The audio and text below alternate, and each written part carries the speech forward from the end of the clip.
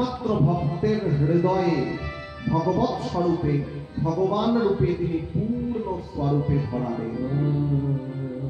তত্ত্ববিদগণ তিন ভাগে তাকে বলেন, তিন শব্দতে ব্যাখ্যা করেন, কিন্তু তত্ত্বত তিনি এক প্রকাশ শক্তি।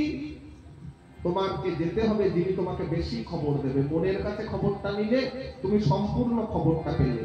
তাই ভগবান স্বরূপে উপাসনা করলে তোমার সাধনটা সম্পূর্ণ সাধন হবে, তোমার সাধনটা পূর্ণরূপে সম্পন্ন হবে, তোমার সাধনটা কিন্তু আংশিক হবে না। তাই মহারাজ উনুনে হাঁড়ি চাপানো হয় দেখেছেন?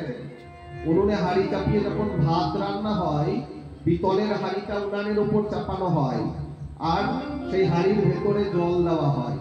এবার আগুনের সাথে সম্পর্কটা কার হচ্ছে? না হাঁড়ির সম্পর্ক হচ্ছে। সম্পর্কটা কিন্তু এই জলের সাক্ষাৎ হয় না মহারাজ, ওই জলের সাথে কিন্তু হাঁড়ির সম্পর্ক, এই আগুনের সম্পর্ক হয় না। হাঁড়ির তলাতে আগুনের আঁচটা লাগে আর সেইটা গিয়ে লাগে জলে, আর জলটা গরম হয়, তাতে আগুনের ক্রিয়াটা হাঁড়ির তলায় সঞ্চার হয়, চালটা ভাপ হয়ে যায়।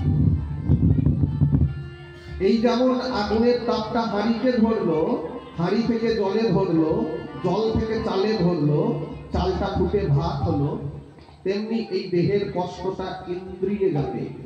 সারাদিন আমরা কত কষ্ট নিয়ে, কত জ্বালা নিয়ে থাকি, কত সময় আমরা আমাদের ইন্দ্রিয়গুলোর পীড়নে সব সময় বিধ্বস্ত হই।